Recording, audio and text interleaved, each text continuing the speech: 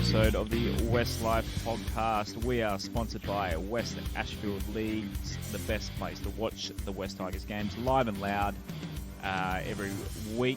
And watching the game was pure torture, so definitely could have done with a few schooners of Wests Ashfield Leagues after that one on Sunday. So for those who did take them up on that offer, and with that we have a pretty cool offer when we get later in the show. We'll announce we're going to give away Wests Ashfield have given us a couple of $50 vouchers to give away, so stay tuned for that. We'll get into that, and as always, follow us on the socials at WestsLife Pod on Instagram and Twitter. If you want to support and take part in the show, patreon.com/WestsLife. We'll get into the Patreon fellas and ladies comments later in the show after the review, and we are on YouTube as well. So the plan was tonight to the three of us. We'll get there. We'll get there. COVID and everything that's gone on the last year or two that we've been doing this together, boys. We're struggling to get in the same place at the same time with the microphones on. So, firstly for MG Pump Solutions, Big Shayne is both the boys are absolutely fired up. I had to calm them down before we went onto the air, but Shayne, it's been just over 24 hours. Are you still livid about yesterday? 100%. 100%. I don't even know what to say about it. Like we were talking about it before, and it's just it's almost laughable. Just the stark differences between last week to this week. So good to get into it, and we'll see what comes up. And Rob Bashara, you are equally as disgusted. I mean, I don't think there's a West Tigers fan out there that wasn't disgusted by that performance, but just embarrassing. Yeah, I'm still standing, it was hard to swallow. As we've said privately, or I've said privately to you guys, I'm not going to question everyone trying. I think the effort was there, but the actual standard execution, ball handling, errors, silly penalties, it was just substandard. It's just not acceptable for NRL standard at all. So, yeah, really, really disappointing, especially against, the Knights without three of their star players who were late withdrawals. So when we were going to do... So last week we did a minute-by-minute kind of analysis of the game. I thought rather than put everyone through the hell of reliving that game, we'll go player-by-player this week. So I'll rattle off the statistics, and then I'll throw to the boys player by 1 to 17 what they thought about their performances, and then somehow we're going to work out a 3-2-1 as well, boys. So so start thinking about who you actually think deserves 3, 2, and 1 points. Might be tough. So, firstly, a few scores getting around. So, literally, not long before we came on tonight, the Magpies went down in New South Wales Cup. They got smacked 30-4 to the Knights up at Wyong at Murray Breen Oval. So, Junior Porga scored the only try for us. So, even it's weird. Our lower grades last year were flying, and they're struggling as much as first grade at the moment. Jersey Flegg, they're playing as we record this. They are playing right now. Do we have a score update? Bear with me.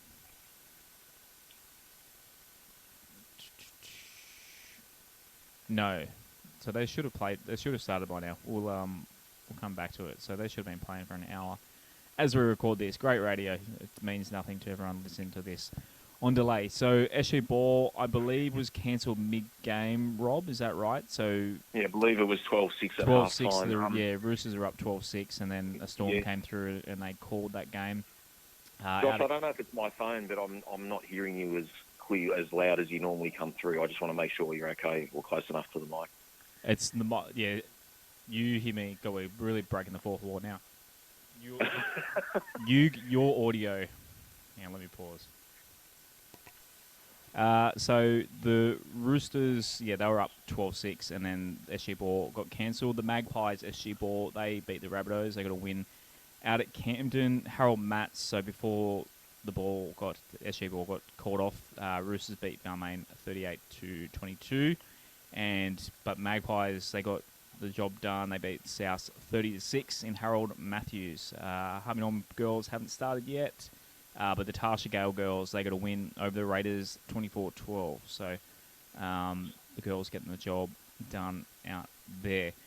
So let's get stuck into literally one of the worst games of football I think I've watched. I mean, there were some stinkers last year, but there were really some stinkers last year. But this one, I think because we had so much hope going into it, boys, we had expectations. As soon as we heard Rob when we were talking about who was out, we were starting to think Tigers are on here. Well, when we did the preview last Thursday, I think you asked me for a prediction. I said 30-10, and I said the main guy, we've got to stop his Ponga. If we stop Ponga, we're a long way to winning. And obviously, I said we've got to stop the centres. He stopped himself. Yeah, and then if Brooksy does play and Tamo, I thought Tamo might be out, which I mentioned, but I thought if Brooksy plays, Mamalo plays. I was happy with the inclusion of Mchaley in the end. I thought that was a better way to go, starting 12, because I said 12's not a bench player. I just thought our team, basically, except for the centres, I actually thought they did not have an advantage in any position. If you go through man-to-man, like I'd take Laurie over Hoy, I'd take our wingers over their wingers. In the centres, they clearly had an advantage. But I thought our halves on paper looked better, our forwards looked better on paper, like our hooker. Like I just thought we had them, even on the bench, I just thought we had them man-for-man everywhere, and we never had a chance. From the moment that game started and Kenny dropped the ball in the third minute, we were just behind the eight ball, and it was just an absolutely atrocious day for the rest of the game. Of course, the West Tigers head into next week. They take on the New Zealand Warriors at Campbelltown. That is on at 6 p.m. Friday night. Now, I know Rob is heading along to that game, but man, for a lot of people in Sydney, that's going to be pretty tough to get to, especially if you don't live or work in the Camden area. But if you're a bit closer to Wests Ashfield, 115 Liverpool Road, they'll have it live and loud in the lounge on the big screen this Friday, the 25th of March. The boys really need a win if you want to celebrate or suffer.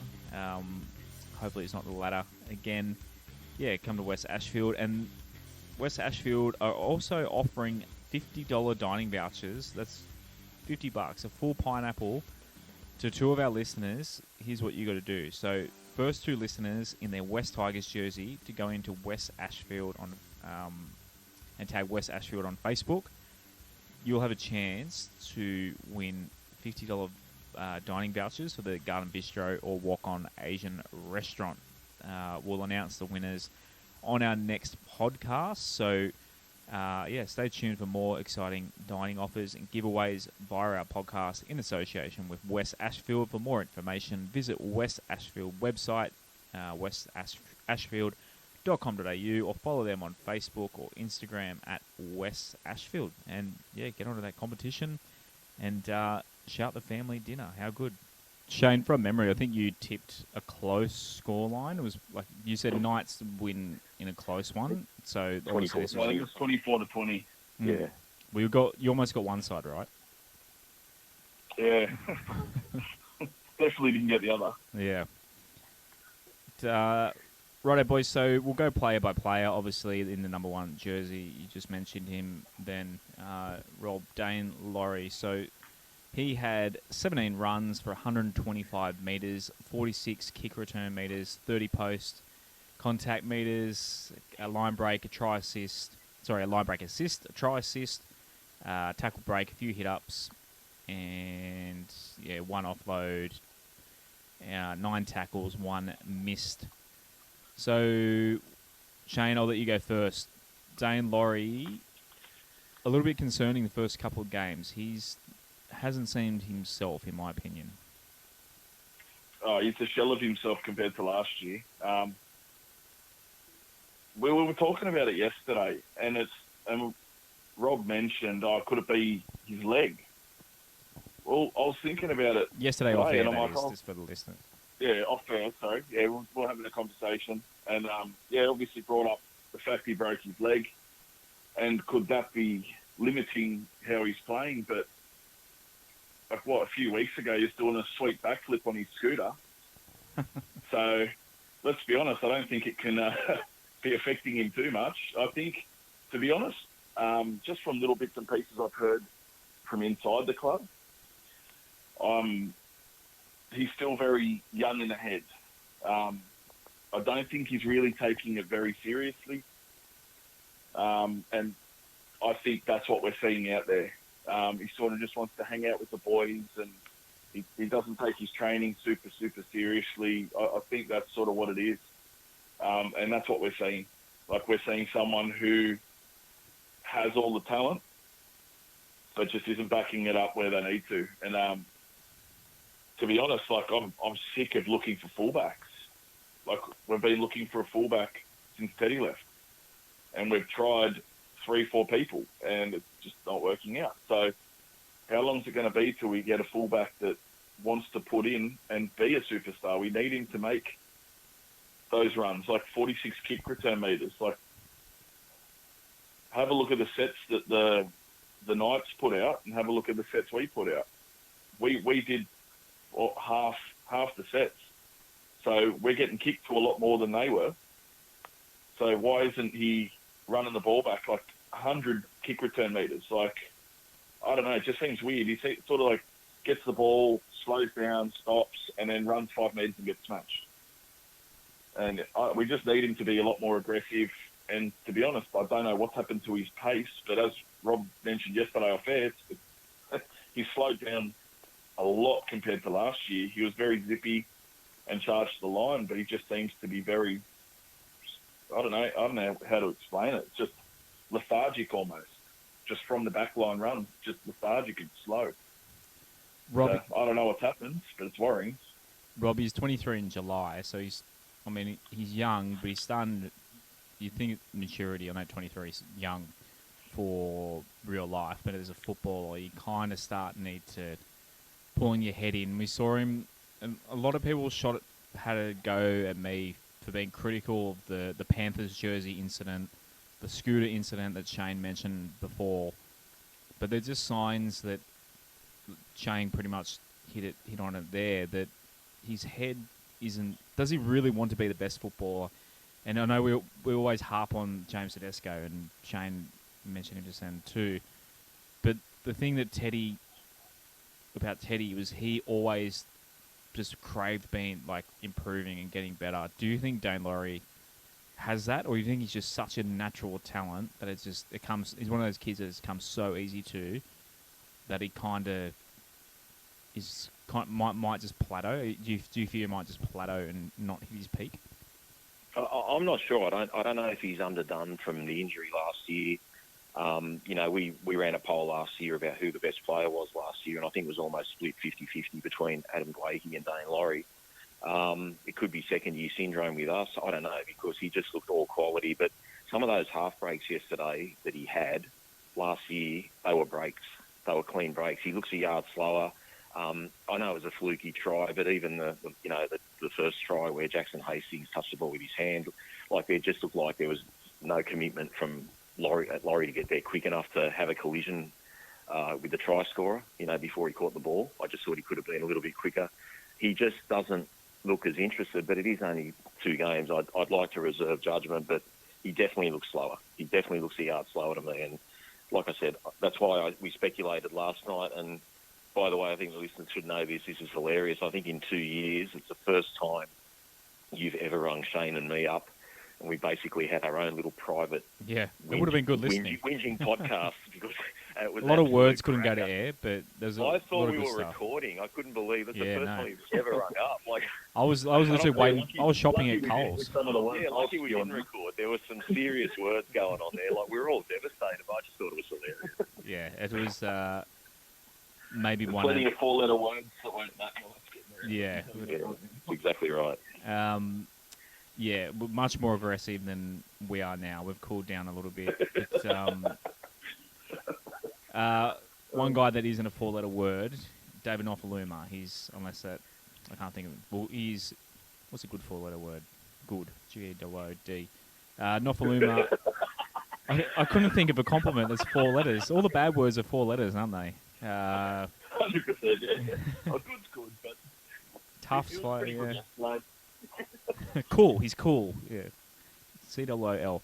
David Nofaluma had 13 runs, 94 metres, which is pretty low for him.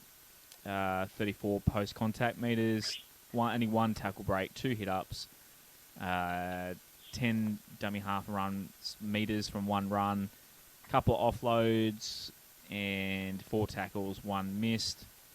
Rob, I'll let you kick off this one. Noffa, he made 3 errors as well. Yeah, not the best game from a guy that not that long ago was one of our best players.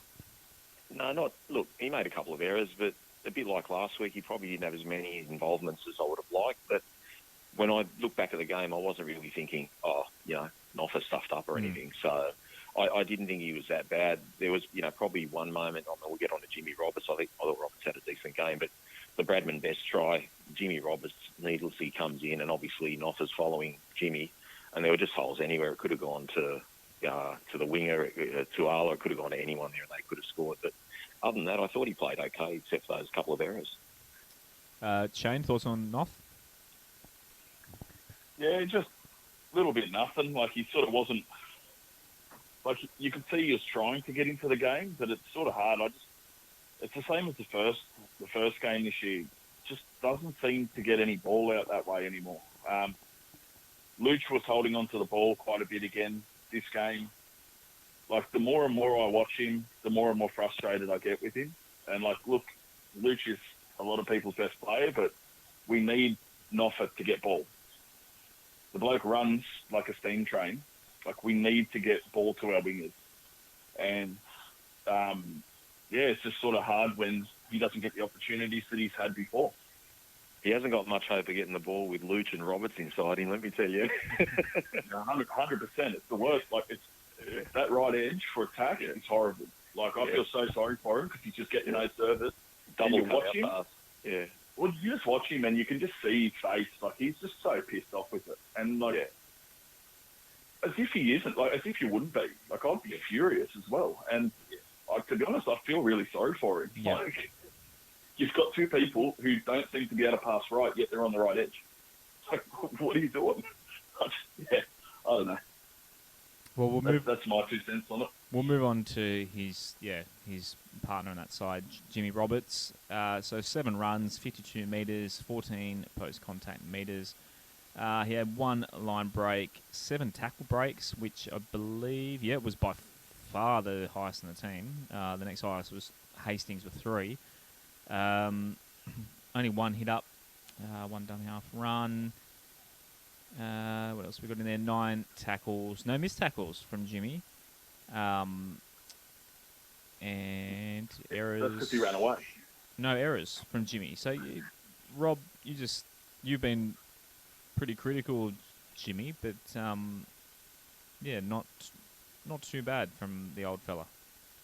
It's his best game for the club yet. If I want to be, like I said, really hypercritical, definitely the Bradman best try. He just, made a saloon passage for him, and he made a wonderful break where he had 2 guys unmarked on the left, and he didn't want to let go of the ball, or maybe the ball bobbled in his hand, and then he realised he couldn't pass it. But he's never looked more threatening with us. So it's a bit like the Jimmy Roberts of old, which is promising, but we need everyone at their best. But he's definitely improved, and like he's not the croc that he was last year. I just called him old, but he's only just turned 29. So, Shayne, we might not get absolute peak Jimmy, but are you starting to come around? Like, a lot of people were wondering, because he was on a train and trial over the summer and then kind of got his way back into the squad. Are you coming around a little bit on Jimmy Roberts, or do you think he's just there until we find a better solution? Oh, last week I thought he was good. This week we saw his first proper Jimmy the Jet line break. Like, we have not seen that at all from him, and that's what we know him for. Just cutting in, doing that quick little left step straight to a gap, and that's what he did. He just kept running. And to be honest, that's what I want to see from him. His defence is a lot better. I remember last year, I think we were laughing because one of the games he was literally climbing on top of someone to try The to... Manly game. Like, what are you doing climbing on someone? Like, this just doesn't make sense. Like, he isn't a ladder. And this year, he seems to be... I don't know, he just seems to be a lot more grounded in defence. Like, he still does have his defensive laps where he cuts in, but he seems to tackle, like, and doesn't get thrown off anymore. I don't know. It's a different thing we've seen this year. I'll be 100% honest. It's a different thing.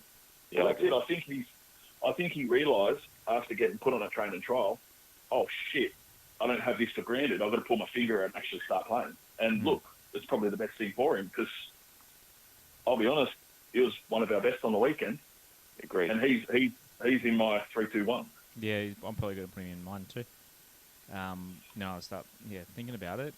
So the other centre, of course, is Ollie Gildart. His second game for the club. 7 runs, 83 metres, 20 post contact, 1 tackle break, 1 hit up, 3 dummy half runs for 28, 1 offload, 14 tackles, but 4 missed. He's up there. I think he's tied second for most missed tackles in the team. Rob, what was your one handling error for Ollie as well, and gave away, it's 1 penalty, and it's a very, very memorable penalty. And I didn't realise until you guys said to me last night, because I was thinking that was such a blatant strip that I'm like, no, surely in the Super League there's not a different stripping rule. Surely you can't do that in the Super League. But you were telling me, Rob, you can actually do that in the Super League. That's what I believe, yeah. So it just still makes no sense as to why he'd do it. Like, even if you started to do it, you'd kind of have a little bit of, your brain, you'd remember what's going on. So hang on, I can't do this here. But no, it was one of his poorer games. The one handling error was really costly too because it might have led to a try. He still got some poor defensive reads. Look, he's going to take some time to get used to NRL, but he's not quite being the international star that we were hoping for. Shayne, where are you at with Ollie? As Rob said, it's going to take time. It's 2 completely different games. It's like playing reserve grade to NRL. Like, it's the same thing. Super League, maybe a little bit better than your reserve grade, but I think it's just going to take him a little bit of time. Like, to be honest, he's probably one of the best attacking centres we've had at the club in years. And we saw that last week. We saw it in the trial. We saw glimpses of it yesterday. And I think we need that spark. And look, I'm just hoping his defence can learn quick and he can stand up to the defence that needs to happen in NRL standard. So his winger, obviously, last week we thought he was one of our best, Kimano. Who was also captain on the weekend. I don't know about you boys, but it totally went past me when he was leading the guys out. I thought that was a mistake. I thought someone had forgot, whoever was captain that week had forgotten, and then I remembered he's in the leadership group, and it was his turn on the merry-go-round to lead us out. So Captain Ken, he had a bit of a shocker. So he had 1 line break, 2 tackle breaks, no offloads, 6 tackles, 1 missed, and 5 errors, which is by far the highest in the team. Shayne, I'll let you go with Ken first. Yeah, a real Barry Crocker for Ken. Yeah, it was disappointing, especially from last week. Like, last week he was pretty much... For me, it was that first, when he went in to catch that first ball, and knocked it on, but just, there was no need for him to go in how he did. It was just a bit silly and reckless, and it's I think his confidence, he was a bit overconfident coming into the game. That's what it seemed like to me, because he was, over-eager to do everything, and I think a lot of the team was. As Rob mentioned yesterday, coming out of the tunnel, they all looked really pumped up and they looked G'd up, ready to rock and roll. But I think there was a bit too much enthusiasm and it just led to so many stupid errors, which is what we saw. And Ken sort of started it off with that knock on. And we all know how it went. It only got worse from there. So it was a bit disappointing from him, but especially from the captain, and seeing his post-game presser, it was, I don't know why he was captain. It was pretty horrible to watch, to be honest. Rob, I say this all due respect, but you've seen several more years of rugby league than Shayne and I. A winger as captain, can you think of any off the top of your head? It's a very, very rare. It's like a bowler captaining in cricket. Warren Boland in the late 70s for the West Magpies.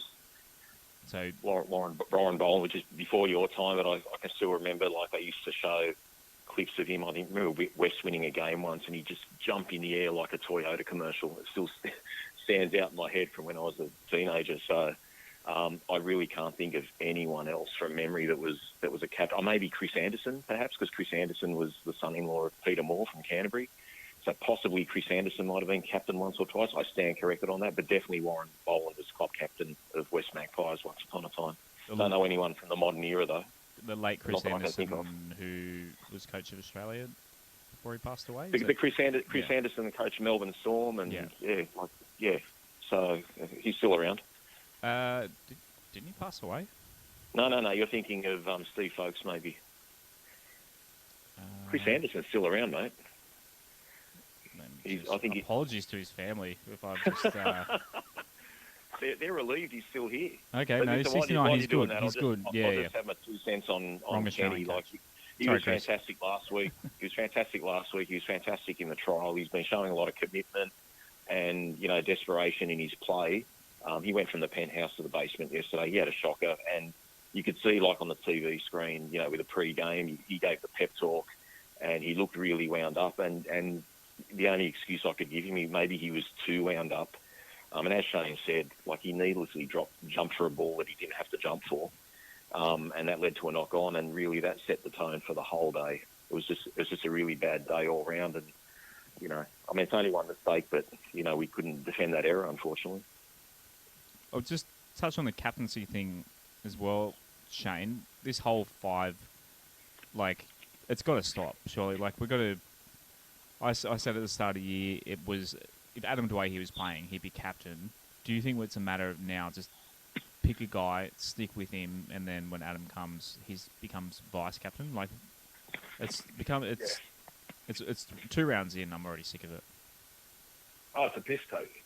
That's what it is. Like, the fact that Peachy's in it, especially after yesterday, we'll get to Peachy later, but I'm over it already. Like, I'll be 100% honest. Hastings, fucking take the captaincy, please, because he's the only one out there that is talking, yelling, and organising. That's it. Simple. Done. Finished.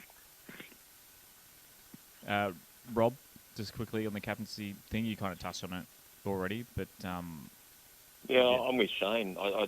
Look, the problem is, no matter who you name as captain, obviously Hastings seems that way now. That'd be the way you go, just in the way he plays. Like we'll get on to. I think he'd obviously be the next player we're talking about.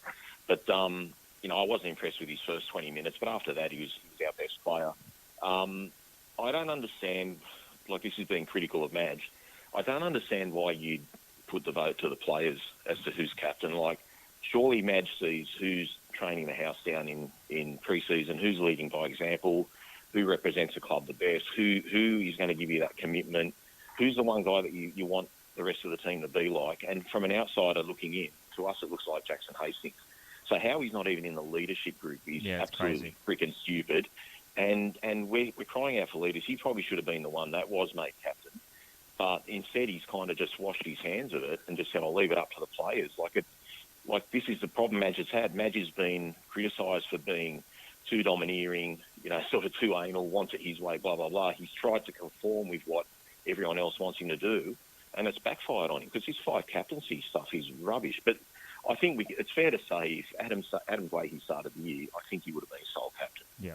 But, it is what it is. We're stuck with it now, and, it's just we are crying out for leaders, though. So, on Jackson Hastings, obviously he's next in the jersey order. So 18 runs for 200 metres, literally by far The next highest was Dane Laurie with 125, so 3/4 of the length of a footy field more running than any other player, and just which is crazy for a half. I can't remember seeing that. 38 post contact meters, 3 tackle breaks, 1 hit up, 1 offload, 17 tackles, missed 3. Only 1 kick. Brooksy did the rest of the kicks. Obviously, he will come up next. 2 errors from Jackson Hastings. Shayne, your thought on Jackson Hastings' game on the weekend? Well, as Rob said, very shaky first 20 minutes. I'll be 100% honest, he's the reason for the 2 Knights tries. The first one was an absolute fluke bounce of the ball. The second one, he should have tried to get. He should have tried to catch it. There's no way Frizzell should have been in that position. Hastings should have caught the ball there and ran it back out. But after that, he literally caused us 2 tries, and he was still the best player by far on field for us. And that says a lot from the rest, pretty much everyone else. But he was trying to get us back into the game as hard as he could, and it was just that simple. He just was going as hard as he possibly could. He was making the runs. He was running the meters. What half runs 200 meters? There's not our fullback didn't even get close. Our wingers didn't even get close. Our forwards were woeful. Our wingers had and less he's than running. That's it. Either wingers or fullbacks have the most run meters because kick returns. They can just run it back and get easy meters. But how Hastings has 200 meters running up the middle of the park is just next level. It just shows you how hard he wanted to win and was trying to win, do anything he could to get us back into that game. So, to be honest, he's easily my favourite player playing for the club. And I called it last year. I said to everyone, you did. He's going to be something different, and he's proving to be something different.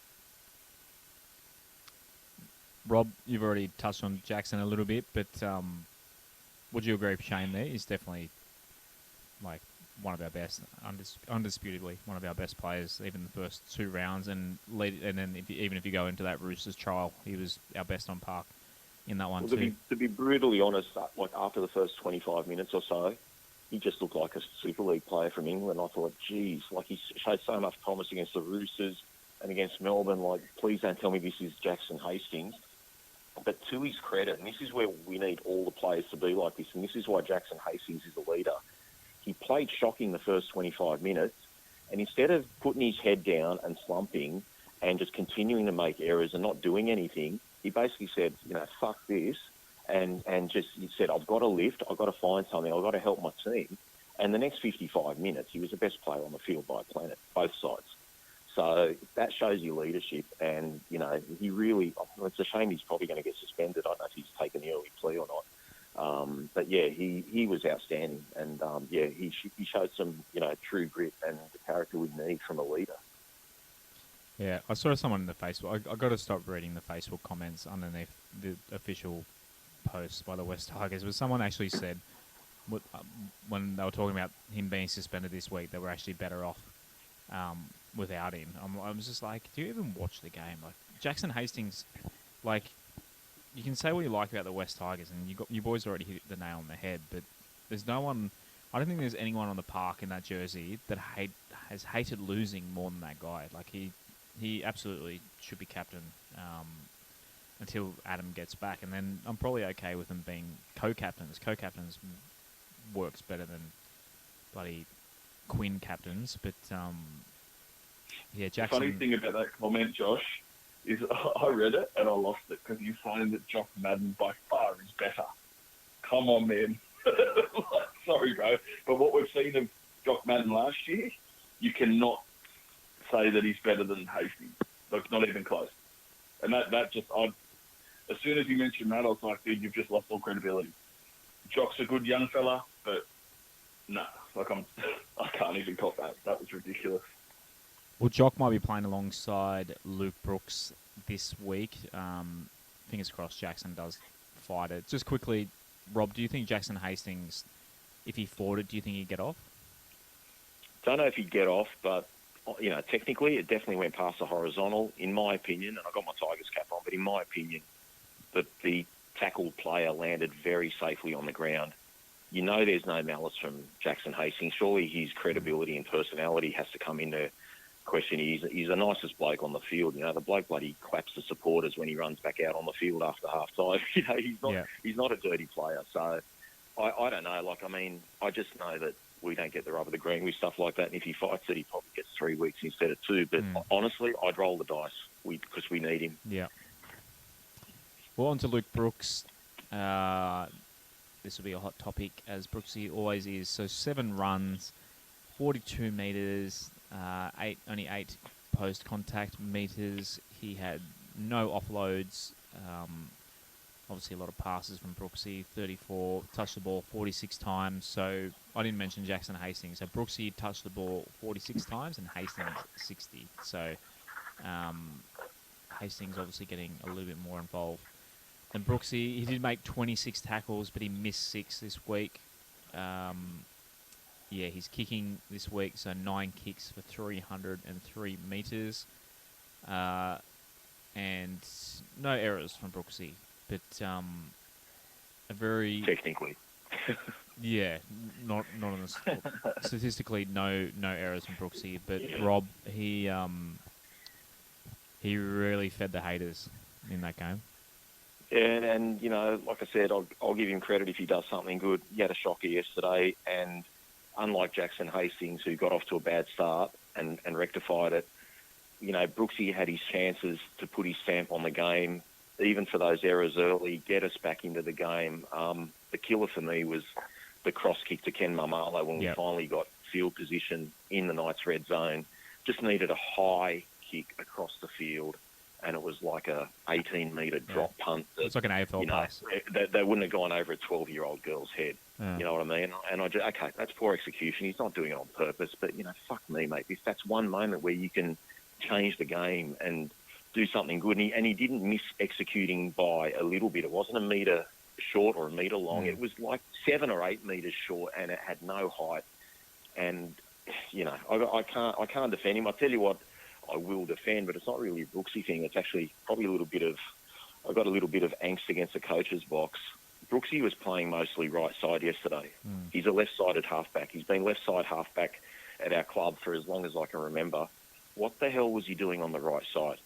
There were a number of occasions where both Hastings and Brooks were on the same side of the ruck on the right, but Brooks was mainly playing on the right. What was that about? Why was he playing on the right? Did Madge address that at all? Do we know why in the second game of the year, when we looked reasonably cohesive last week, at least for 50 or 60 minutes, why did we flip the freaking thing upside down again and put him on the right-hand side? He's a left side of the field halfback. Hastings has been playing right side of the field. Why? Shayne, have you got any thoughts on that? Because it just had me... I'm just watching the game thinking, what the fuck's he doing there? Why is he on the right? I don't know. He just seems very floaty, eh? And as you said, I noticed when I really noticed him on the right, Hastings was right there with him. And I'm like, what the fuck are you doing? Why are you standing next to each other? This doesn't make sense to me. Yeah. And he's almost standing, behind Hastings, directly behind him. So what the fuck are you going to do there? Yeah. And I mentioned it before, before we started recording. It's almost like he was hiding. He just didn't want that ball. It was just oh, no, not me. I'm going to jog backwards. Hastings, you pass it on. And it was very, I don't know, it was odd. It's obviously done by design, but why? Why in game 2? I just don't get it. Josh, have you got any thoughts on that? Did you think at the time, what's he doing on the right? To be honest, I was too emotionally angry watching it to kind of notice. I'll be honest. I didn't notice him really on the right, what side. I just noticed him behind Hastings a lot. No, Shayne, first half, he was basically exclusively on the right. You can I didn't notice where he was playing. I was just pissed off. I was like, Josh, I had my glasses on and they were red. I was pissed. But just watching him float behind Hastings a lot and behind the play, it's almost just like he's, I don't really want to touch the ball. I'm out today. you guys, and showing the 40-something to 60 touches like that shows. Yeah. No, he just had a really poor game, and all the bashing he cops this week. Well, no one should get bashed, but you know what I mean. Like, if someone wants to say he had a shit game, he had a shit game. He had a shit game. Yeah, 100%. So Phil Rothfield decided this week was a good week to bring up the Brooksy was off to Newcastle. We've talked about it before. We know, we've got pretty good inside word that it was basically all agreed to. Would have happened if the Tigers agreed to it and disagreed. In hindsight, I think the three of us kind of understood keeping him because of Adam Dwayhe. Would I be right there? Is my memory? Yeah, I agree with that. Yeah. Are we starting to think maybe that 800k could have gone elsewhere? Or, Rob, do you think Jock Madden in the deep end would have been just almost... Mate, I'm reconsidering a lot of things that I said last year, to be brutally honest, on all aspects of our club. I'm being brutally honest, man. Like, I've always thought, guys, I think the three of us have always thought, you know what, if we were there, we could do a good job, etc. We could make things a bit better.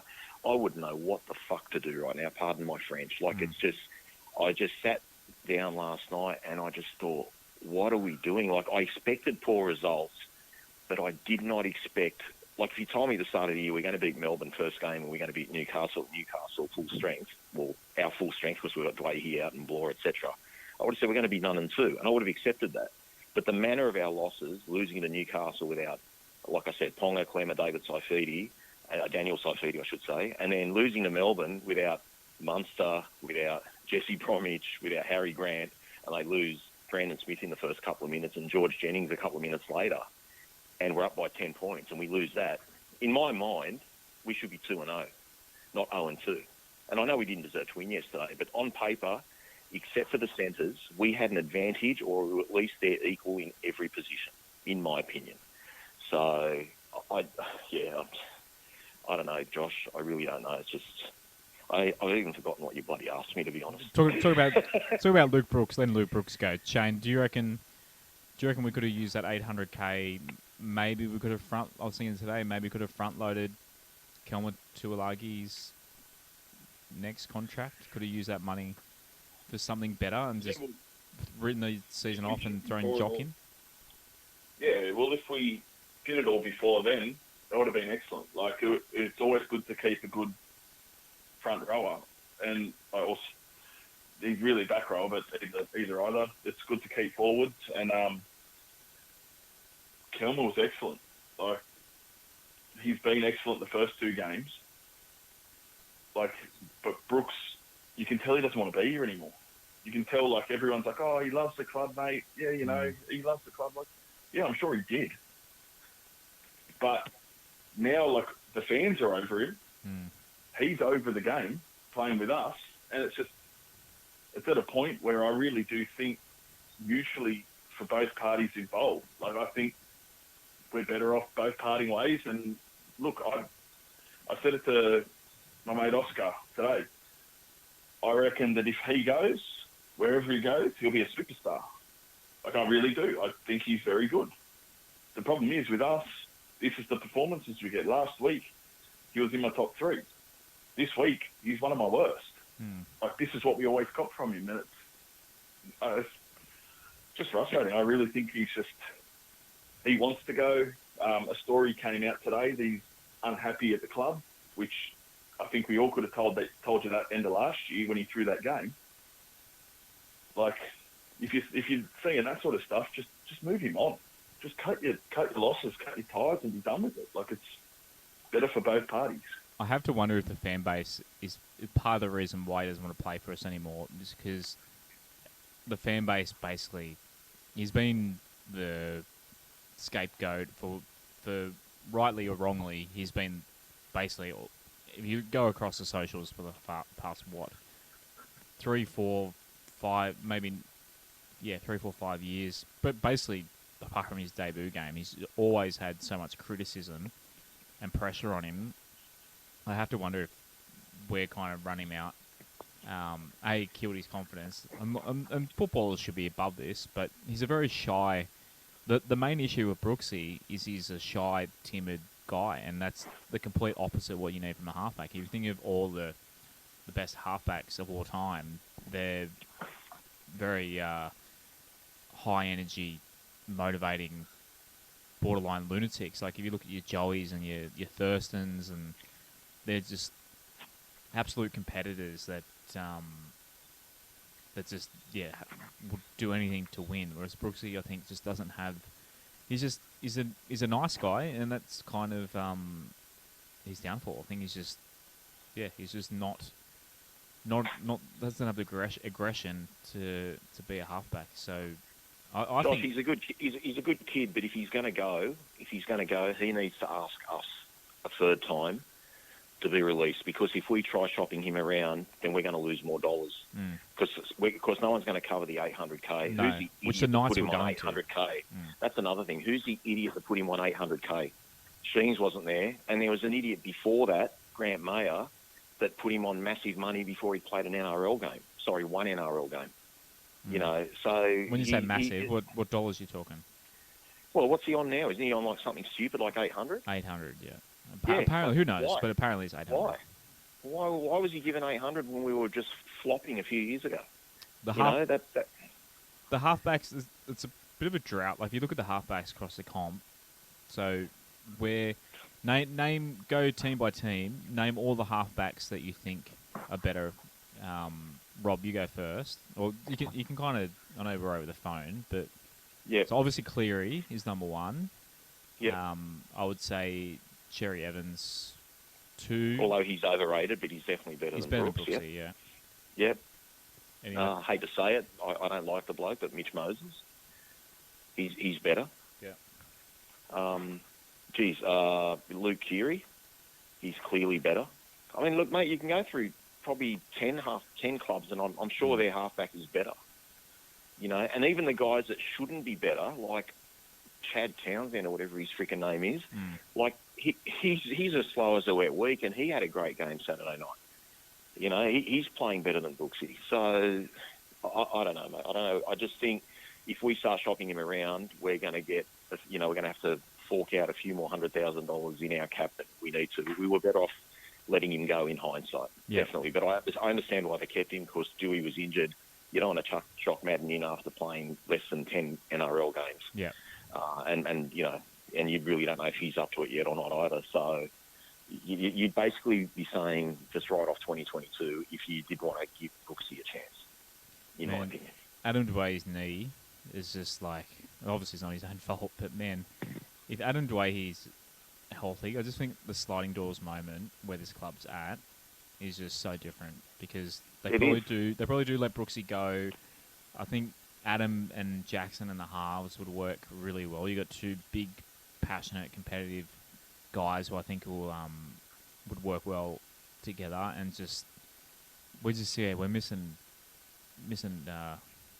Dewey out there badly, but counting down the weeks until he comes back. So we'll move on from poor old Brooksy. He's not that old. How old is Brooksy these days? 27? About that. How old is he? Bear with me. Brooksy is 27, turns 28 in December. So still, he should be in the prime of his career. So, yeah, I agree. If he goes somewhere else, there's no reason why he can't have 5 years at another club and be a decent halfback. But all right, on to Jakey Simkin, who's obviously playing hooker. Lids isn't back yet. So Jakey had 7 runs, 76 metres, 23 post-contact metres. Dummy half runs, he had 6, so 70 metres from his dummy half runs. 61 passes, 43 tackles, and only 1 miss. So that's after doing his shoulder. Was his shoulder last week that he injured late in the game? Or his arm? Yeah. So, man, to throw, that's getting up there, Robbie Farah numbers there, 43 and 1. 1 kick for 8 metres. That was obviously a grubber kick. Gave away 1 penalty. and errors are 0 for Jakey. So, man, I was kind of thinking during the game I kind of missed lids, but I know off air, Rob, I think you think Jake wasn't too bad out there. He wasn't bad at all. The only thing with Lids is just got a little bit more thrust and he's a bit more dynamic from dummy half. But Jake Simpson's service was fantastic from dummy half. He tackled well. It was a bit of a no-frills game, but he's certainly one player I'm not blaming. Like I said, I think all the boys tried, but there's about 5 or 6 blokes that played yesterday. Their execution was terrible. Shayne, thoughts on Jakey's game? Yeah, look, he did his job. He wasn't. It didn't seem to be too flustered. He was just in there giving it a go. I think Hastings was sort of getting the shit with him a little bit and did that run out of dummy half. I noticed towards the end of the game, Hastings was sort of pushing him out of the way and got to the point where he was like, watch this. Pushed him out of the way, grabbed the ball and made that run up the left side with Gildart. And they're the things we need Jake to see and hit. And it just seemed he was a bit flat yesterday. He's not doing the runs like he did last year. I don't know if he's tired, but Hastings ran 200 metres. Dude, he's going to be more tired than you, and all you're doing is picking the ball up passing it. He's running the ball and taking hits. So that's one thing I really that really stood out to me towards the end of the game, that Hastings was pushing him off the ball quite a lot. I'm taking the dummy, I'm passing out of the ruck, I move out of the way, I'm grabbing the ball, and it happened quite a lot. He was sort of pushing him out and just going with it and making runs out of dummy half. So I don't know if that's good or bad, but that's just one thing that really sort of stood out to me yesterday, especially. Yeah, I don't know, during the game I was just thinking, when he was making his scoots, and he did pretty well with them, but there was just kind of those half breaks. I think Lids just has that little bit more spark. I don't know, Lids just feels like I agree. He cuts through the line just that few steps quicker than Jake does. I think... fair call. Yeah, I think... I don't know, I think our fan base underrates Lids a little bit. I think it's a little bit of the Tim Molsons with Lids. I think because he's injured so much, people have it in for him. But I think Lids makes a big difference to his team. Do you think going back to a 2-hooker, Rob, do you think a 2-hooker system when Lids comes back?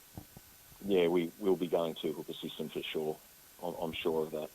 But like we've discussed 100 times before, I just hope we sort of have 2 subs in the game for hookers instead of 1, instead of just a straight swap and finish the game off. Yeah, so Jake played 71 minutes on the weekend, so that's probably a little bit too much for him. So on to Stefano Utoe Kimano. So he played 38 minutes, so pretty much half the game. He only had 6 runs in that time for 44 metres. 24 post-contact metres, so almost half his runs post-contact. 5 hit-ups, 27 tackles, only 1 missed, and 1 error from Big Steph. Obviously, that was when he should have scored a try. Man, the big boy was over, and I was messaging you boys, and we'll get saying finally, and then as soon as I saw the first replay, I'm like, he's dropped that. And it was just, and the way the day was going, it was it's part of the reason why I thought it was definitely dropped is because it's one of those Murphy's Law days where whatever could go wrong did go wrong. So, pretty quiet game from Steph, Shayne, considering how much raps we had on him. Do you think Steph was pretty quiet in this one? Yeah, I'll be honest, I didn't notice him until he almost scored that try. To be honest, it was almost the same as 12. Just our forwards in general just lacked any punch. The metres they ran show that. So, yeah, it's a bit disappointing, but look, credit to Newcastle. They stopped us. they stopped us through the middle. So I think it's a bit more credit to Newcastle for stopping the big boys, really. Rob, the forward numbers are pretty dismal. Is some of that basically not having the possession? I mean, you can't make meters if you don't have the ball. Yeah, it wasn't a game that really suited Big Steph, especially with all the tackling we had to do in the first half. And, running into that big win, we just found it hard to get out of our territory, although Newcastle didn't seem to have a problem in the second half. But definitely wasn't a game that suited him. And I stand corrected. I think they absolutely creamed him the first tackle of the game. Yeah, they did. That three or four blokes absolutely ripped him a new one. And, obviously doing all that defensive work or whatever, it probably made him a bit tired, to be honest. And 38 minutes says it all. That's not, he normally pumps out a few more minutes than that. So definitely didn't notice him very much, as Shayne said. And, it wasn't a game that suited him. We've already mentioned him tonight, but Kimano, who obviously was one of our best last week. So he played a total of 51 minutes. He had 6 runs for 46 metres, 20 post contact, 5 hit-ups, 1 offload, couple of passes. He made 18 tackles, missed 4. So, yeah, not a great ratio on the tackling for Kilmer, and pretty low numbers for that many minutes. But no errors. Shayne, you've been a long Kilmer Tuolagi fan. A little bit quiet in this one. Yeah, he was quiet, but he was still making good runs. Like, I know his meters aren't up, but like when he did hit the line, like he went full tilt at it, which is good. I just find it was a very weird game. Pretty much every forward we had was just a write-off. Like, they just didn't get involved in the game. There's not really much else to say, really. Like, we expect a lot more from, especially our forwards, to get us running forward and get us on the front foot. But just, everyone just had such a quiet game. It was a bit odd to watch, really. Any thoughts on Kilmer, Rob? Yeah, I agree with Shayne. Didn't have as many involvements as we would like, but, I think what Shayne's trying to say is the bloke's all class. He's just a classy player. He just looks so good when he runs the ball. When he does run, he's damaging. That pass he did where he moved the ball from his left hand to his right hand and flicked it around the corner, that was absolutely sublime. And as soon as he threw that pass, I'd like, oh, fuck, Manly going to have that next year. You know what I mean? And that's it. Their centre doesn't drop that. Well, Peachy didn't drop it. Running off it. Yeah, exactly. Well, exactly. Well, that was the one that led to Gildart dropping the ball on the left sideline. But yeah, like, he could have had a few more involvements, but the guy's a quality player. And look, let's just hope he plays well for the rest of the year, because, geez, there's so many bloody holes we need to plug. He's plugging one hole quite well, so he's pretty much doing his job. But yeah, a couple more errors than we would have liked, but no, I'm a big fan of his. So his second row partner, Luciano Leilua. So if you go off fantasy points, he was the highest. So whether you believe that means he was our best player in the field, but Luch had, he obviously played the full 80. He had 12 runs for 108 metres, 47 post contact. Only 1 offload, which is low for Luch. 41 tackles. Jesus. Only 3 missed. And no errors. Luciano, Rob. Pretty. Would you say he was one of our best? The statistically, he definitely is. Yeah, I love Shayne. I don't want to get on his bad side, because I understand everything Shayne says about him and what he'd like him to do. I totally get that, and Shayne's 100% right with that. So, firstly, just make sure we understand that. But he was one of our best. He was one of our best. We're down 14-0 at half-time off 2 tries and 3 goals. Both those tries were freaking flukes. One's a ricochet, and one we just let one of the biggest forwards on the field catch the ball and put it down. Our goal line defence, the scramble, was unbelievable. That's the one thing I think the boys did really well, and Luciano Leilua was in all of that. He was absolutely so solid on the line. I thought he ran the ball hard. He was one of our best players as far as I'm concerned. I thought he had a great game, and that's another one we're losing next year. Shayne, you were you're annoyed with Luciano not passing the ball quite enough out the edge, but you got to admit he still had a pretty He was good their game. best forward. Yeah, he was their best forward. Like he was the only one that really was pushing us forward. And obviously the passing shits me, but look, in that team performance, like I don't think there was really him passing the ball wide a couple of times is going to do much really. So Yeah. I can let him off this time. It's just I've noticed it. I just get frustrated every time I see it. So that's just, it's one little niggly thing that I watch every time I'm watching pass the ball. But yeah, as Rob said, he was the only one that was really going forward, and goal line defence was wild. Like he's not known for his defensive work, and I'll be honest, on the weekend I was pretty impressed, especially when the Knights were up there so much. You just seem to stop everything. So yeah, I agree with Rob. The defence wasn't as the scoreline doesn't really show the defence because it kind of got to the stage where the game kind of blew out late, and obviously the boys are kind of put the cue on the rack. And I know you got to play to the bell, but the fact is, once you know you're not going to win, the body doesn't quite go on the line quite as much. So, yeah, the defence from the forwards off the line, and they did some freaking tackles inside our own 20, just purely on the back of mistakes. I agree. I think our defence was pretty good as well. Josh, I think we'd all agree. We all said it on social media. We were relieved that it was 14-0 at halftime.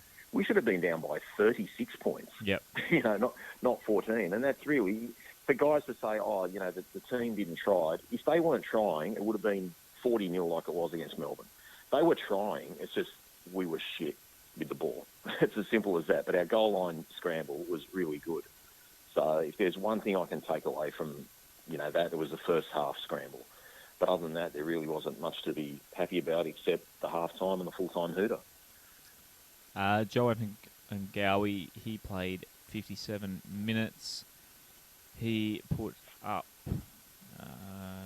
what's where I'm at? He put up 10 runs, 64 metres, 19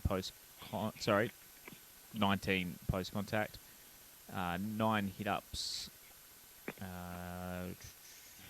33 tackles, 4 missed, which per minute is pretty high there, and then 1 error, and no penalties this week from Joffa, which is good. But thoughts on Joffa's game, Shayne? You're a pretty big fan of Joffa since he's come to the club, but a bit of a meh game from him, in my opinion. Yeah, it was very messy. I think when he went for that tackle and that heel got him in the eye, I think after that he just got real scrambled from it and just sort of running around like a bit of a headless chook and seemed really pissed off. That's what it seemed like to me. He just seemed really pissed off that he even got sent off for the HIA. And that when he came back on, he's like, I've got to prove myself, and just it got worse from there. Sort of like the rest of the team did. Rob, when he was down injured, when he was kicked in the face, and the Knights had a whole set on our line, why the hell didn't the ref call off time? Can someone explain? Because we are the West Tigers. We're the West Tigers, mate. We don't get, not that we deserve the yesterday, because we played like shit, and, we, a lot of the bad things that happened to us were off the back of our errors. We shouldn't have made those errors in the first place. But they had a similar thing, and the clock got stopped straight away, and we stopped for a player down in backfield, yet Joffa's hit in the head. It's not like it's a, niggly little injury or, a burn or anything like that. I mean, it's a head knock. We're meant to be protecting the players. Exactly. And we're down to 12 men on our line. I think we still held them out anyway. But it wasn't the point. It was just, I think they might have got a penalty. I can't even remember. They might have taken 2 points. But Joffa, when he was coming out, from the dressing room through the tunnel, when I saw Joffa's face, I got so pumped up. I'm like, wow, this guy's ready to play today. I thought, okay, the boys are on. But now in hindsight, I just think they were all too worked up. From Ken Mamalo to him, they just weren't themselves. But geez, he bluffed me because I thought he was going to be man of the match the way he was coming out of the sheds. Look, he tried, but, he didn't have his best day. Onto the bench, so Tyrone Peachey played out of the 14. He played 57 minutes. Peach had 5 runs, 25 metres, only 3 post-contact, 1 line break assist, no offloads, 13 tackles, 2 missed, and errors were 2 for the Peach. So, thoughts on Peach? Whose turn is it? Shayne? Yeah, I don't even know what to say about him. Like, him trotting around at the end of the game, laughing, smiling, like, that pissed me off more than anything. Me too, yeah. And I'll be honest, for someone who's in the... Sorry, what's that? So one of the Patreons put a question about this later, but we can touch on it now. Go for it. Just the way he was trotting around, laughing, joking, he's like... Look, I'll be honest, I think his send-off was absolute bullshit. He was the marker. Like, he was... And they ran straight at him, and he hit it out. Sorry, mate, you ran straight at the marker, and he raked the ball out. Like, how is that...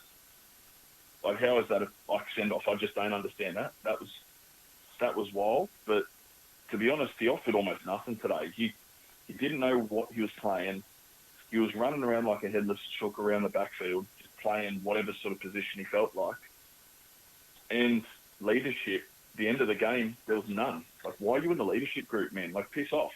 You've been in the club for 15 minutes and you're acting like this. Like, I'll be honest, I don't want to see you play another game for 5-6 weeks. Like, go sit in the bench. Like, that really shit me, and it was so disrespectful for us, who obviously are really pissed off with the performance we saw. Yeah. For him to trot around laughing and joking, it's just like, seriously, just fuck off out of here. Like, we don't want this sort of shit in our club. And look, I'll be honest, like, I messaged Jimmy about it, and I just said I don't like seeing that sort of stuff. And even he said, I understand how you feel, and that's not what we're about as a club. So you've got another leader who's like, yeah, I understand what you're on about. Like, that's not on. So I think Peachy's going to get absolutely pumped this week by a lot of people, and probably his own players, about carrying on like a dickhead, which is good. I'll bring forward one of the Patreon questions. Kelly specifically talked about Peachy. So she said, yesterday, watching the Fox NRL coverage before the game, they interviewed Peachy. They asked him what his role was in the game, and he straight out said, I don't know. His attitude in the interview was poor, and this was reflected on the field, and his complete brain fart that got him sent off. I also noticed his attitude in the season launch that Kelly attended to. He was one of the ones that pulled stupid hand gestures in the team photo. Is this really the type of culture we want in the club? Especially if someone is apparently a leader. It was said that the boys voted the captain in. So what does that tell us about the whole mentality of the team? Rob, you touched on this a little bit earlier. Are you seeing these things as well? Yeah, look, at first when I saw the smiling stuff going on and the laughing, I thought maybe he'd been heckled, like as he left the field for the sin bin and came back on, and maybe he was copying some shit from the crowd, and he was just, like when some players smile just to say, like, you're not getting to me, you know what I mean? I'm okay. I didn't know if it was that, but I'm actually glad it's not a nice thing to say, but that's the first time I've heard that he said he didn't know what position he was playing, because I was going to say, it reminded me when I'd rock up at Strathfield Park to play some tackle with my mates, and the teams are already picked, and you just run out on the field and you don't know what freaking position you're playing, but you just join in. That's how he played yesterday. He didn't look like he knew what he didn't look like he knew what his role was. You know when you just join in with your mates and they say, "Oh yeah, just go over there." That's how it felt, and I just thought, he doesn't know what position he's playing. But the bad thing about him saying that is it's really disrespectful to the coaching staff. It really is. If he doesn't know what he's meant to be doing, then he shouldn't be saying that publicly. But he's obviously disillusioned, as to what his role is, because I would say his role, to say it in a polite way, is to have a roaming role and just go where you feel you can help create or give us a bit of an offload or ball play or whatever. But to come out and say on national TV, I don't know what my role is or words to that insane. It's laughable, mate, and honestly, it's just a reflection of our club from top to bottom. Hate to say it. I know we've made some nice changes and stuff like that, but, you know, even Benji, like, I love Benji to bits. Benji's employed by our club, and he's, you know, politely bagging us on TV tonight. You know, there's just no respect, man. There's just no respect. And you know what? We don't deserve that respect, unfortunately. Like our fans do. Our fans are the most passionate fans, and how we stand by them, you know, is you know, by the team, by the club, is vindication of us. But these guys, like Peachy's got to show more respect for his teammates, for the jersey, even if he hates the coaches, for the club. We're paying him, you know. Well, he's signed for this coach. Act like a leader, mate. You got voted in the leadership group, like big deal. Like if all the players have voted, it probably means he only got like 2 or 3 votes because there's only, you know, so many players in the squad. But still, I go back to that as well. It shouldn't be up to the players picking the captain because he's clearly not captain material or leadership material. So, yeah. Yeah, I find it hard to believe. Terrible look. It'll be weird if he actually does come around to him to be captain. So Alex Twal, obviously he started, but this is in jersey number. He was in jersey 15 and came on because Jimmy Tarmow was ruled out. So he played 58 minutes. In those 58 minutes, Alex Twal had 8 runs for 65 metres, 30 post-contact metres, 8 hit-ups in total. He had 41 tackles, none missed. He's just a tackling machine. That's insane. And no errors. Rob, this is Alex Twal doing his normal job there, I guess. Mate, I could be in a coma for the rest of the year, and I can give you a review of Alex Twal's next 20 matches. Yeah. You know, it's the same stuff every week. He makes his 40, 50 tackles. He's not going to miss a tackle. He's not going to do an offload. He's going to have some post-contact meters. He's just a, you know, good, no frills forward. Not the greatest forward in the world, but really does a role for the team. Yeah, you know, you'd like to see him develop an offload or something different, but, you know, you can't knock the bloke. He never misses a tackle by the seams of things. Yep. You wouldn't mind someone like that as an apprentice, Shayne? Just gets in, comes in, does his job, goes home. Yeah. Actually does his job. Very rare. But, no, it's just Alex Twal. He just gets in there, runs the ball. I want to see him start running harder. He sort of, I don't know. He just doesn't have punch, and as Rob said, like he's not a bench player. Like he doesn't have that power, that spark, that speed that you want off the bench when people are tired to really knock into a game. Like you put him into the game, and he looks like he's been playing from the first minute. He doesn't look faster than anyone. He's still slow, but he just goes in there, does his job. He's probably one of the best defensive forwards, literally in the comp. I think he is the best defensive forward in the comp. Tackles made to tackles missed. So that says a lot about him. But the thing is, like, we need a bit more attack. We need that punch. And, man, that's really the only bad thing I have to say about Alex Twal. He just gets in there and gets shit done. So further on the bench, Zane Musgrove was in the 16, so 31 minutes from Zane, 9 runs, 73 metres, 17 post-contacts. He had a line break as well, a couple of tackle breaks. He also had 22 tackles, 1 missed, and no errors from Zane. Rob, did you notice much from Zane's 31 minutes? No, I didn't, although those numbers are pretty good. Really, like 9 runs for 70-odd metres. But, no, I didn't really notice him much, to be honest, mate. I was probably still in a state of shock. You know, even when Stefano had the no try, even if he scored that try, I'm thinking, you know what, we need 3 tries in 18 minutes. We can do this. And then you get the try taken off you. Yeah. You just lose all hope, and you're thinking, how did this Newcastle team have the game wrapped up with 15 minutes to go against us? Like, that was a shit Newcastle team, and we had a reasonably good team. I thought our bench looked stronger. No offence to Jimmy Tarmow. I thought the team looked stronger having Foal starting and Mchaley coming in onto the bench. That gives you a bit more impact, a bit more drive. And yeah, sorry, mate. I've just digressed a little bit. But, yeah, I didn't really notice him, mate. Other than Jake Simpkin and our 2 back rowers, I don't really have much good to say about the forwards, to be brutally honest. Any notable things on Zane, Shayne? No, just How many errors did he make? Sorry, None. 0. he made none. Yeah. For some reason, I just remember him dropping a ball in a tackle or something. I don't know.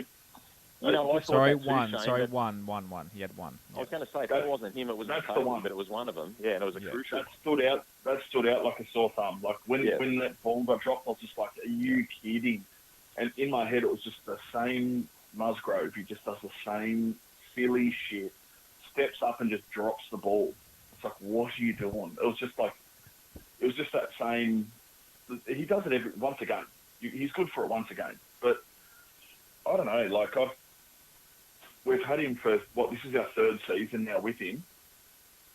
To be honest, have you really noticed him playing? Like he's been off that much, and he was completely injured his first year because he fought. Last year he was injured for most of the year. Sort of come back and just he's the biggest prop forward we've got, and he has the least impact on a game. It's it's just weird.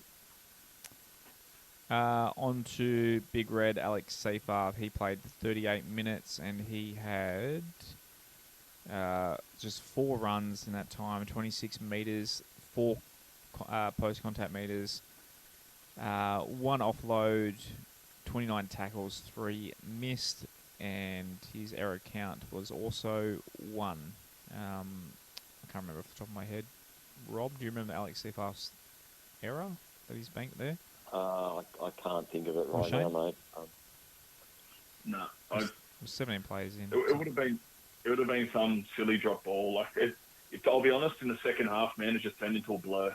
Like it was just like it was the same shit. It was hard to be honest. It was hard to watch. Oh, that's an understatement. Just blurred into one thing.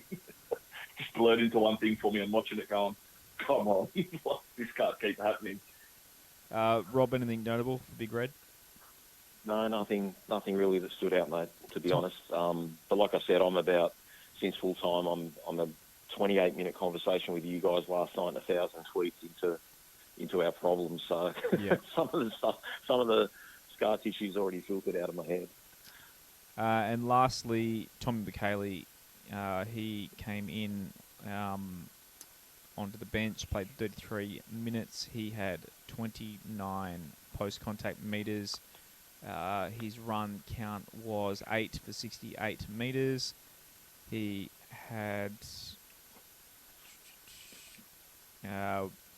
24 tackles for 1 missed, which is pretty good. Thomas Mchaley, we're kind of waiting for him to break out, and because I think we all have had high hopes for him. But Rob, do you still? There's a little bit of talk that he might go back to Queensland and that sort of thing. Do you think, because we haven't signed him, we didn't sign him beyond this year in off season, did we? No, I had big hopes for him. I still have big hopes for him, but you know, he did okay. But like I said, I really didn't notice too much of it. And to be honest, I think the game was pretty much gone. So some of those stats are pretty meaningless, you know, late in the game. Yeah, Shayne, Thomas Mchaley, there's definitely, it's weird. You can see something there. You're just kind of waiting for him. I feel like there's a good player in him. He's just, every now and then will make an error. He didn't in this game. He was pretty quiet. But, what are your thoughts on Mchaley in this game? Obviously, he's had struggled to get back into the first grade side and only came in because Jimmy was out. Would you pick him again? Look, to be honest, him and Zane, for how big they are and how powerful they are, like, I can understand why we probably won't re-sign.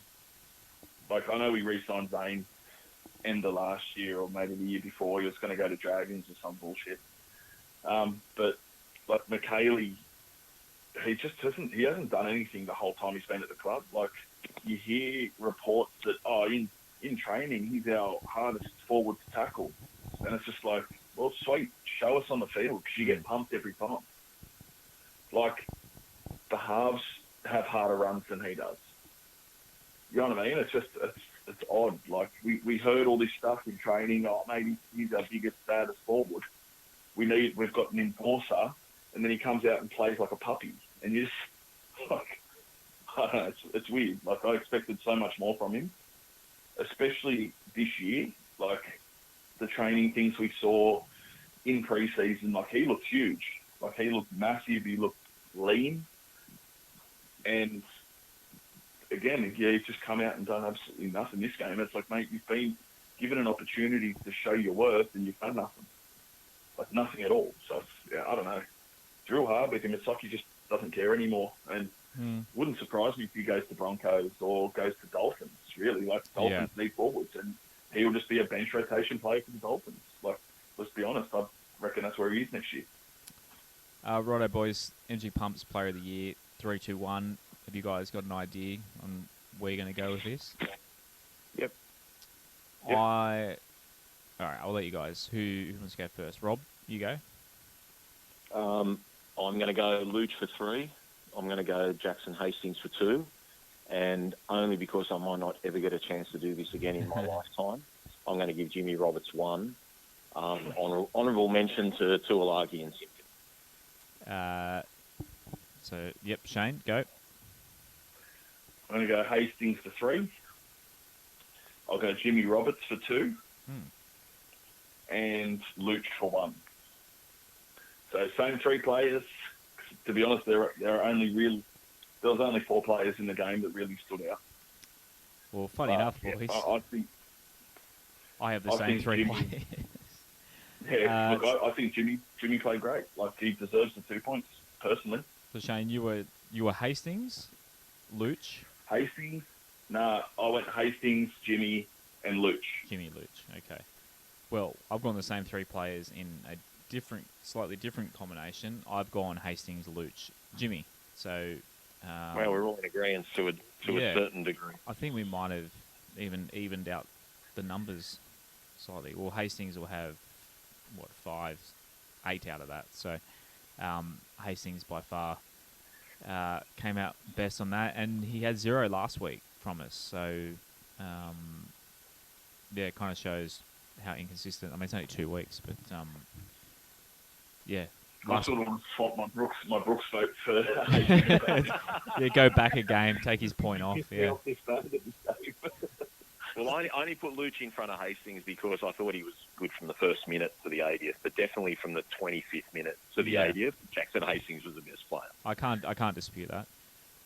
Right, we'll finish off with our Patreon questions. So thanks to the guys. If you want to support the show, patreon.com/WestsLife. So Ben, aka Tuyaki Chicken Wings, he said, "Where to for Madge? If the Tigers lose 2 or 3 of the next 3, I think he's gone. Today wasn't his fault. Every player who was out there should be thanking their lucky stars. It wasn't a home game, so we could let them know how we felt. Personally, if I were Madge, I'd walk on my own accord. He doesn't deserve that shit that was out there today." A lot of Madge is a pretty big theme across these, so I might merge a couple of them. So Carla said, "We gave ourselves no chance to win that game with the error count and lack of possession. We played a very poor game, especially in the first half. We also had some shit luck with HIA and calls. It's impossible to analyse how you go from almost beating the Storm to that performance. So I'm not going to. It's too early to be calling for Madge's head on a stick." So another, you could say on Madge's side is Carla as well. Scott, we need to do more when we have a possession, not drop the effing ball and momentum. What the F is that? We need to stop giving away easy meters from dumb, stupid penalties and drop balls. The first half was an absolute shit show. Can't catch, can't tackle, can't pass. Just can't. They look like strangers. Last week I was optimistic about our season. Now sadly I'm thinking the wooden spoon is going to be added to our trophy cabinet. We play such dumb football. We can't do that or we'll get absolutely spanked. The dumb football thing, I sent out a tweet that it just seems like of all the teams, obviously we watch our team more than others, so maybe other fan bases feel like this about our team. But Rob, in terms of just things that you just can't understand that a first grade rugby league player does, is it our side that does it more than others, or we just kind of got our goggles on one team more often? I think we've got our goggles on one team more often, definitely, and I think we've got 10 years of frustration, built into that. If you want to be really objective about it, I don't know if our listeners watch, most of the other games. I think South on Friday night, somehow they got the golden point, but at one stage South were completing at 50%. I think they were 19 out of 38 sets. We weren't that bad in terms of that. It just seems like other teams that make a lot of errors, they've got a lot more thrust, they've got a lot more class. We've got a few more no-frill players. We just have to all be on the same page and all gelling together. And, as Shayne said last week, we've got a new centre combination, although, Roberts is an ex-Origin player and Gildart's an international, so expect better of them. We've got experienced wingers. We thought we had a good fullback. I still think we've got a fullback. I just don't know what's going on there. I just think we're a little bit too focused on us, to be fair. But, yeah, the Madge thing, I don't know. I would have said, I'll be honest, I would have said this week was going to be his last week, because without Hastings, we'll probably get walloped, okay? Because, we really need him, and from what Brooksy's showed on the weekend, it's not going to be much chop for us. But Shayne's has come out, according to Phil Rothfield, and said he's backing Madge. Yep. And he'll keep him on, and that's fair enough too. There's no point putting another coach who's just going to be on the chopping block later in the year. But I hate to say it, I think Madge will go in the second half of the year. I don't. Now that that's been said, I would have said next week he's gone, but I just think he's going to end up being the scapegoat. So it's just a matter of when, not if, unless we turn it around. And I don't think we've got the cattle to turn it around, to be fair. Shayne? I think exactly the same. Just with Madge, it's almost like, look, do we just get rid of him now and go for somebody? But who are you going to go for? There's not really that many coaches that I would say I'd be happy with at the moment. But the only person I'd really go for is John Morris. And to be honest, like, can he really do it with what we have? Like, as Rob said, we don't have the cattle. We don't have the players. How are you meant to better a team when you literally aren't getting any better? And you're not getting, like, yeah, look, with halves-wise, look, I'm happy Hastings is there, but as Rob said, you sort of expect a little bit more from an international centre, and Roberts is ex-Origin. Like, the thing is, like, on paper, we've got some good players. They're just together, it don't gel at all. It's almost like they're all strangers. Some of them have been there for 3-4 years, and they still don't know each other and what each other are going to do. And I think that's the more worrying sign over anything. It's just like there's no continuity. Like, no one knows what anyone's doing. It's just run around headless. There's no backup support play. Someone makes a break, everyone just jogs behind them, doesn't actually run up and try to do anything. That's one thing that really shit me yesterday about Laurie. Like, where's he in the support play? Like, you're our fullback, dude. You should be backing up every run through. Yep. And he was not there when Hastings made the break. He wasn't even. Roberts made a break. Like, he just hovers in the background, and I don't know. How much is that Madge? It was like something's got to be put on. I put out a tweet the other day, like, and I get about Madge and does it really solve anything? And yeah, I got a lot of good answers strategy wise. Why he's not, but a lot of people are talking about the game plan, and man, it's hard to beat in the game plan when you just make such shit errors. Like, it's hard to see a game plan amongst a team that hardly has the ball because they just keep giving it up. So obviously the plan isn't drop the ball. Like, the first plan should be don't give away the ball and, like, control possessions. Like, that's just rugby league 101, especially in the modern era. So we'll go on to Liam's question. So he's got a couple of positives to look at. So Liam, you've done well to find positives in this game. Done great. He goes, we didn't let any tries in whilst down to 12 players. That's true. I think it was only the penalty goal from that penalty in particular. He said in the past we would have just opened the floodgates and had the game gone by half-time. And Rob, we're all thinking at half-time, 14-0, wind at our back was still in it. So +2, more of an extension of my first point, but we were still in the game after half time. So maybe our attitude was okay. It was merely our execution that let us down, along with some dumb plays. +3, non-game related.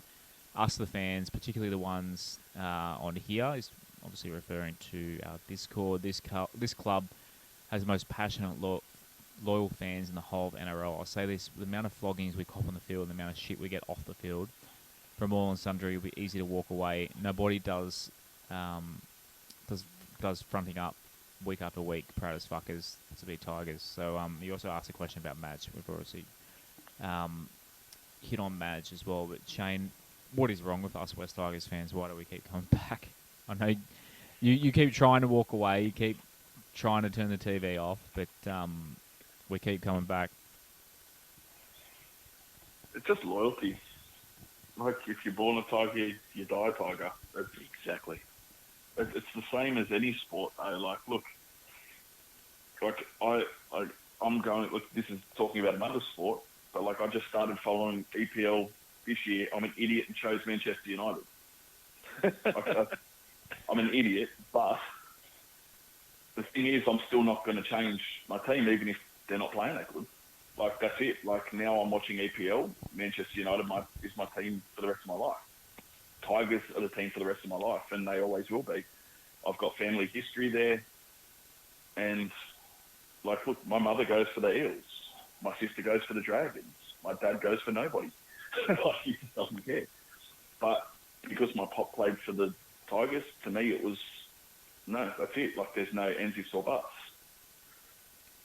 Rob, you're, again, with all respect, you're a few more years into Tigers fandom than Shayne and I are.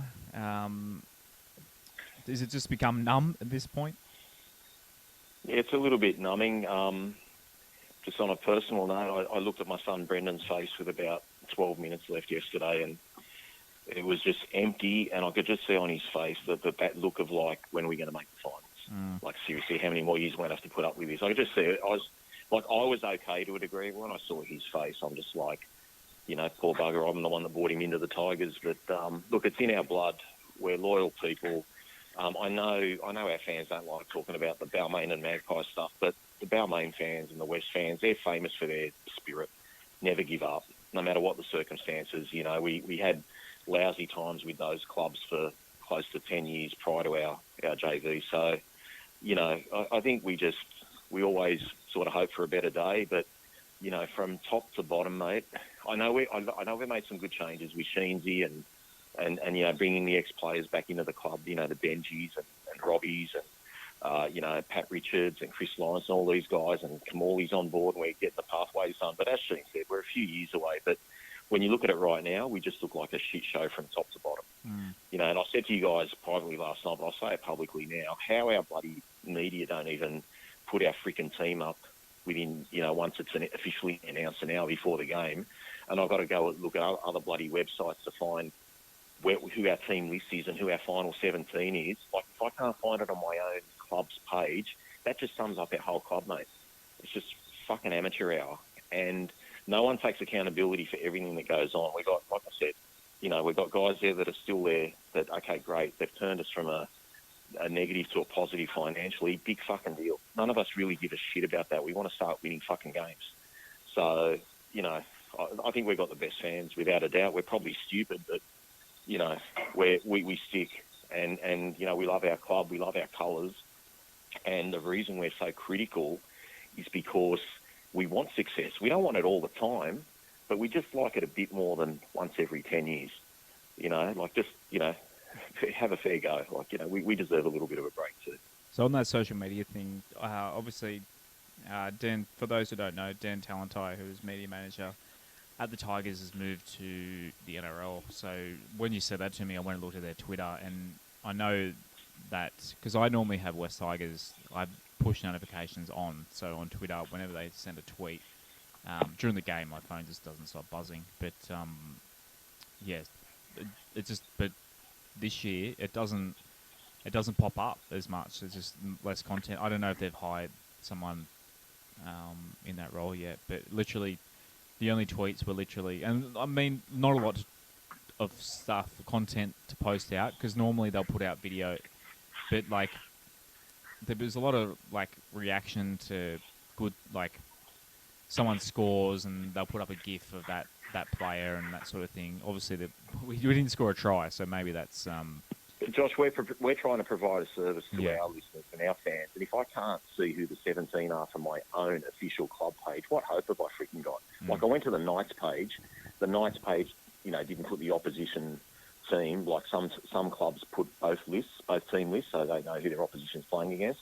And I don't know where I ended up finding it, NRL.com or whatever, but I just thought, come on, man. It's like, we've got to be better than that. It's 2022, and, it should be updated on everything. I want to know when the second Jackson Hastings verdict or whatever he does decides, I want an update on our website. I don't want to find out through freaking Buzz Rosfield or any of these other guys or Fox League or all these things that I want to block, So, yeah, it's just, I don't know. Like I say, when things go bad, you tend to get the shits with everything, and you find something bad in everything. But seriously, now we can't even post our own team, at 3:05 an hour before the game. It's not professional. Well, we know that for a fact that the club listens to us. There's I think that's pretty fair criticism as someone who's worked in the media myself. I think you can cop that pretty. And fair. for the record, that never happened with Dan. Dan was all over it.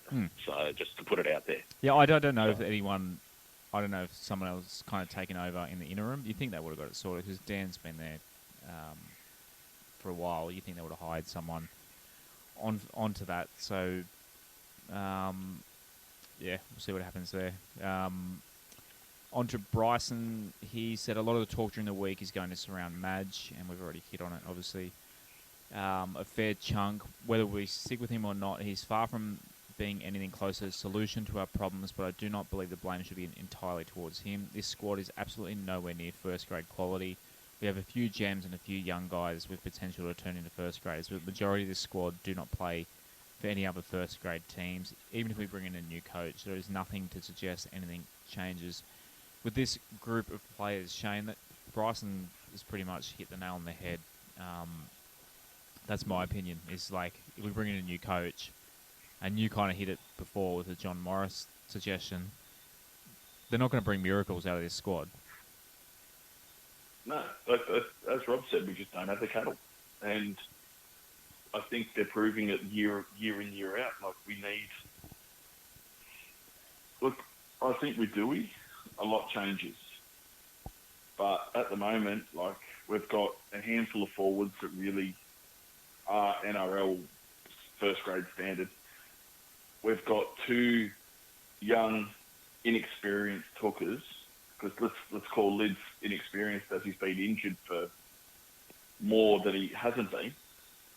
And like, what are you meant to do when Brooks just goes missing in games, completely missing?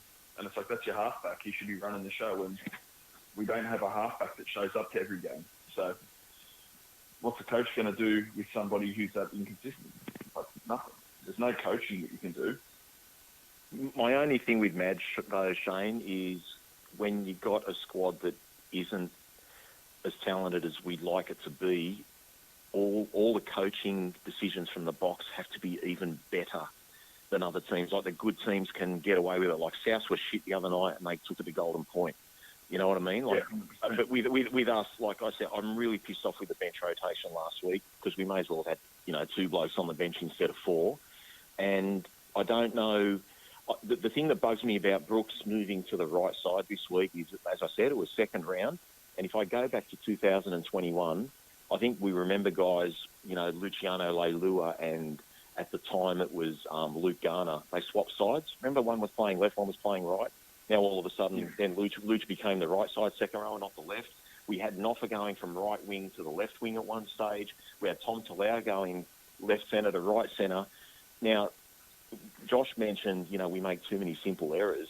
How do you get cohesion if you keep fucking around with the lineup?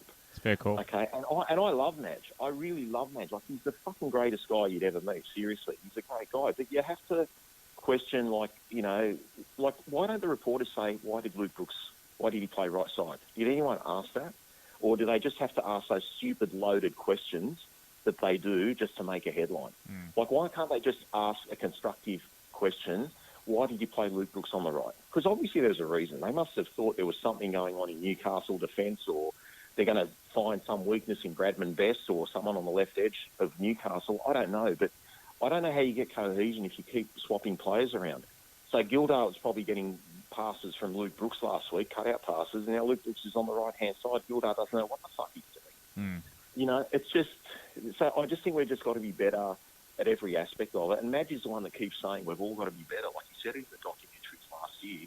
Well, you know, he's got to be better too. And maybe the players are losing confidence, but I'm really worried about this Friday night. Like, I'll be out there at Campbelltown, finally get to go to a game, but, you know, if Hastings isn't there, you know, it could get ugly. Dane, final Discord rant from the guys. So Dane's pretty much similar to what you're saying there, Rob. So in my week one rant, I tried to take the positives that were at least competitive, but would also want that proven consistency week to week to believe we are moving the right direction. This week proved to me nothing has changed in the team's mindset from previous years. They just aren't up for the week-to-week grind. I totally get why people say Madge isn't the main problem, but I've said enough. He will also never be the solution. To paraphrase Warren Buffett, when a good coach comes to a bad club, it's usually the club's reputation that remains intact. Yeah, so Dane's on a similar opinion to you there, Rob. So I asked this week for the guys could even send in their rant. So if guys, I'll drop the details in the Discord, but feel free to send through sound waves. And this is Chris has sent through his. So here's Chris from the Patreon. G'day guys, this is Chris. Well, obviously I'm filthy with today's result, and really in one word it was just disjointed, especially in attack. Following last week against the Storm, I thought they were really the opposite. They really had their shit together. But this week we really never got into a groove offensively. We had sporadic line breaks and we wasted them at the end. We never built any pressure to get back into the game. The Knights really didn't do too much special. They just kept the pressure on us, so credit to them. We had some bad luck with the first two tries in that first kind of 10, 12 minutes, and then held them off for a really good chunk of the game. So that was good to see, especially on the right side of the defense. However, once again, you know, the possession errors caught up with us, and the biggest complaint that I had was the body language of the team was really poor, and the communication, as we're pretty used to, but just the body language. I don't think the cameras caught one moment when the team was, you know, talking, high-five and giving each other support or anything like that. That pisses me off a bit, especially when the game was still there to be had. You can see Hastings, obviously everyone can. He's got the footy smarts we need, and he's only one guy though, and he isn't doing much of the kicking, which is pretty, you know, he's only one guy, can't do everything. And we need those kicks to get us out of trouble, let alone the penalty kicks that we can't even find touch outside of 10 metres. So, despite the shit result, James Roberts and Jake Simpkins, I thought they kind of had some good moments, which was encouraging. And Randy was saying in commentary that, you know, the half partnership at this point, it's going to be Jackson and Dewey when he's healthy. So until Dewey gets back, I struggle to see where that fire, that enthusiasm is going to come from until then. But thanks for your time, guys. Go to Tigers. So the audio might be a little bit quiet there, but the main thing I take away from Chris's little rant there, guys, is just the body language and the attitude of the teams. And we've kind of hit it on it as we went through the show tonight. But Shayne, just what do you want to see going into next week in terms of the team kind of just showing that they want to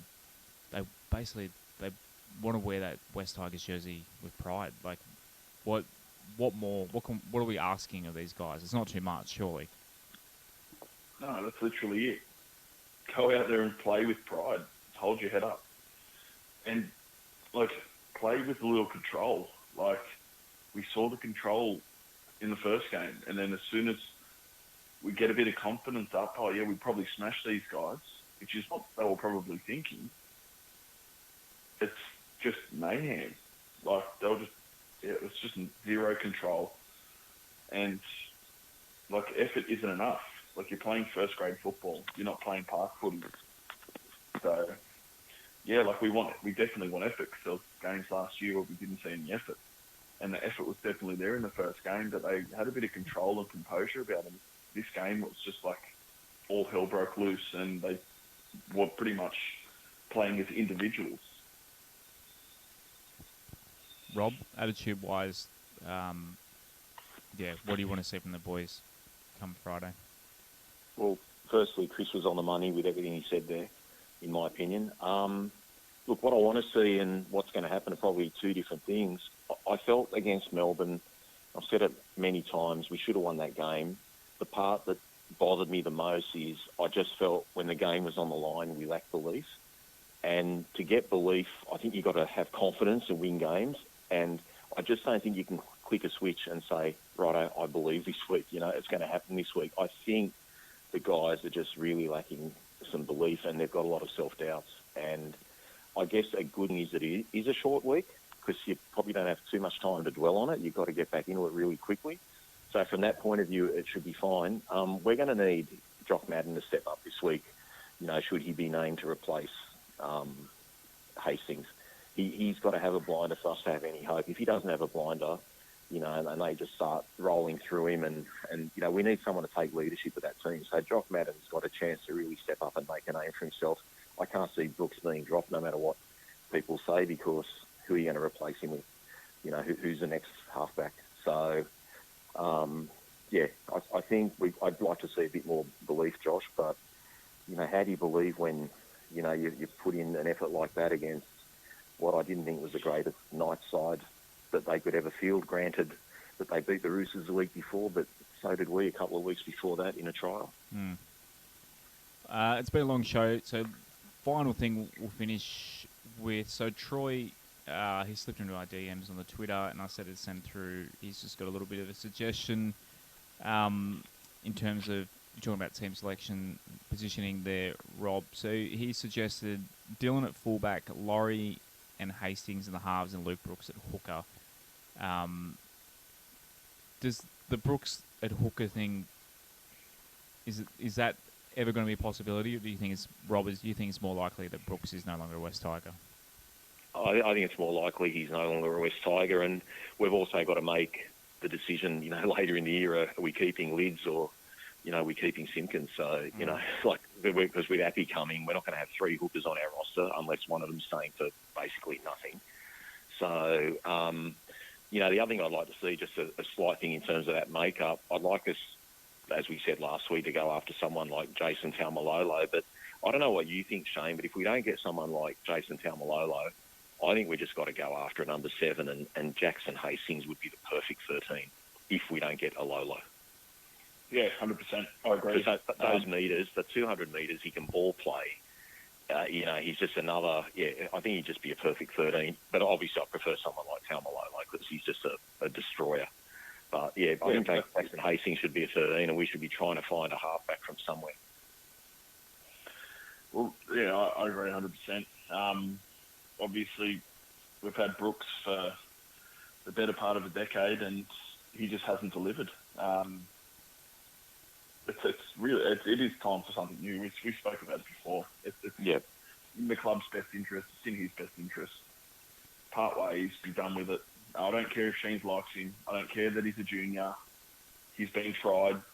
Nothing's worked. So if we can't get someone, let's say if we do get JT, Hastings in the half, perfect. But if not, I agree. Go for a 7. And to be honest, maybe look to England to find a 7. Like George Williams from who played for Raiders? Yeah. He was excellent. Absolutely excellent. Yeah. And they're the type of players that are over there.